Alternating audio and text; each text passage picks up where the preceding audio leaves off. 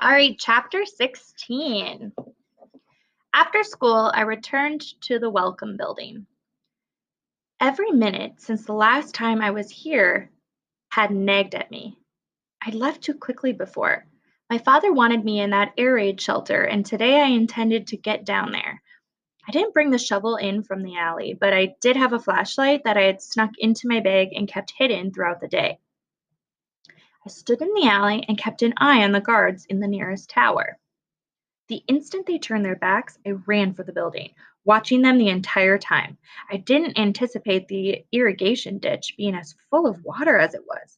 I almost made the jump across, but still landed in mud, which slowed my run afterward. I must have made it to the building before they saw me, or else sirens would be headed my way already. But it was still too close, and even running so fast would have looked suspicious. If I was going to be on this property, I could never be stupid like that again. From now on, I would approach from the side in the shadow of the wall. After I reached the building, it wasn't hard to squeeze between the pried up boards, drop onto the dirt floor, and then push the boards shut. There were fresh tire tracks from Grenzers on patrol, and more could be laid before nightfall. I needed to hurry. I grabbed the flashlight from my bag, stuffed it into the waistband of my skirt, and pulled open the heavy metal door to the air raid shelter. Then I laid on my stomach and angled the flashlight downward to get an idea of what might be inside. I didn't expect ghosts or monsters to leap out at me, but at the same time, I wasn't fully ruling out that possibility either. The ladder was covered in spider webs and felt damp to the touch, but I gritted my teeth in some effort to feel more courageous, brushed off what I could reach, and then climbed down. She is so brave.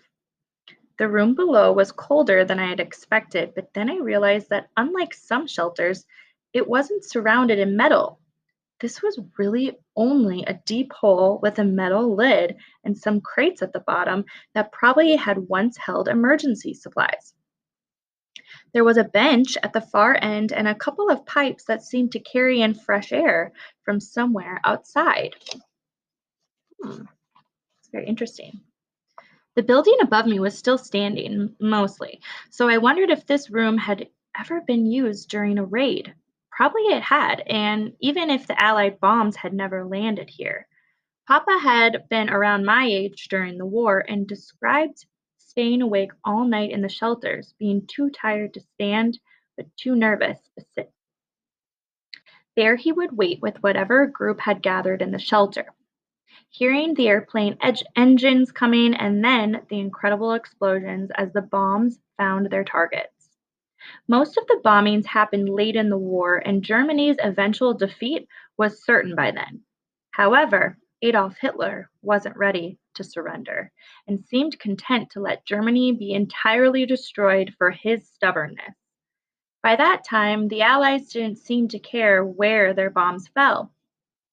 They blanketed Germany and particularly Berlin with destruction. My school teacher said that by the end of the war, nearly all of East Berlin had been completely destroyed. Mama said the reason East Berliners didn't fight the wall was because so many citizens considered it's God's punishment for Germany's crimes in the Second World War.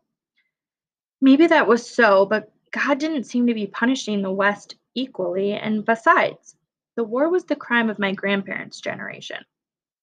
I didn't see why I should be forced to share in their penance. I was too busy with my own crime anyway, that of standing in this air raid shelter. It quickly became obvious that there was no treasure in this room. If anything had ever been here, it was stolen away a long time ago. But Papa should have expected that. He wouldn't have sent me here for something that could so easily be taken. Besides, whatever was here, he wanted me to dig for it. The east side of the room was crowded with crates and the bench, and the dirt behind it was buffered with large rocks.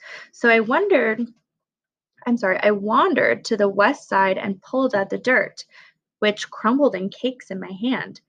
Maybe Papa had buried something inside the walls. It made sense. If the ground above me was so hard, Papa couldn't have dug there to bury anything. but he could have put something down here, just buried behind a thin wall of dirt.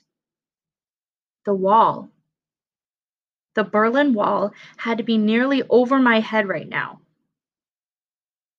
And I realized that even if Papa had wanted me to find something buried in this dirt, it was far too dangerous for me to dig, because every centimeter I clawed in there put me one step farther into the death strip. If I went too far, I'd end up in the West. The truth crashed into me like I just tumbled through waves of the ocean. I had been wrong before. There was no treasure buried in this air raid shelter. No, the shelter itself was the treasure. Papa must have known about this shelter because maybe he had stood in this very room as a child. This was where Papa wanted me to start digging. He wanted me to tunnel into the West, to freedom, to him. Ah, that's such a good chapter. Gerda is going to be shoveling through the ground. Oh my goodness.